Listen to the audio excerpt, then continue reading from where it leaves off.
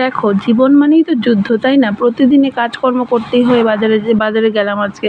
তো দুদিন নিরামিষ ছিল, তো ভাবলাম যে সবজিপাতিও ঘরে নেই, তো বাজার একটু করে নেওয়া যাক। আজকে তোমাদেরকে আমি আলিপুরদুয়ারের হাট বাজারটা একটু ঘুরে দেখালাম। হ্যালো এভরিওয়ান, আজকে আমি আমার নতুন একটা ব্লগ নিয়ে তোমাদের সামনে চলে এসেছি। আশা করছি তোমরা ভিডিওটা দেখবে। তো এই দেখো, এখান থেকে ভাইয়ের থেকে আমি আলু পেঁয়াজ নিয়ে থাকি।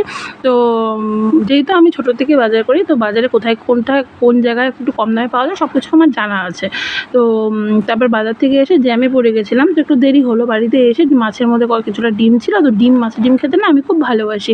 তো ভাবলাম যে ডিমটা একটু চচ্চড়ি করে নিই, সেই অনুযায়ী আমি পছন্দ মতো সবজি নিয়ে এসেছিলাম, যেমন কচু, তারপরে মূলা, ঝিঙা সব কিছু দিয়ে ভালো করে সবজিগুলোকে ধুয়ে নিয়ে একটু কালো জিরে সম্বাদে ভেজে নিয়েছি। ভেজে নিয়ে জিরা বাটা আর পেঁয়াজ বাটা দিয়ে সমস্ত ডিমগুলোকে দিয়ে ভালো করে একটু শুকনো করে একটু চচ্চড়িটা করে নিয়েছি। তারপর ভাবলাম যে আজকে মাছের ঝোল না করে মাছটাকে একটু মাখা করি। প্রতিদিনই তো ঝোল খাই, একঘেয়ে আর ভালো লাগছে না।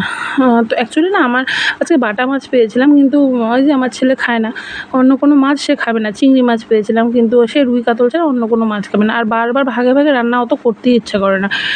তো যাই হোক, তো তার আবার একটু কষা পছন্দ।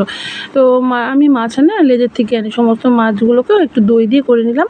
তারপর নিয়ে ভাত নিয়ে বসে বললাম। কেমন লাগলো ভিডিওটা জানিও।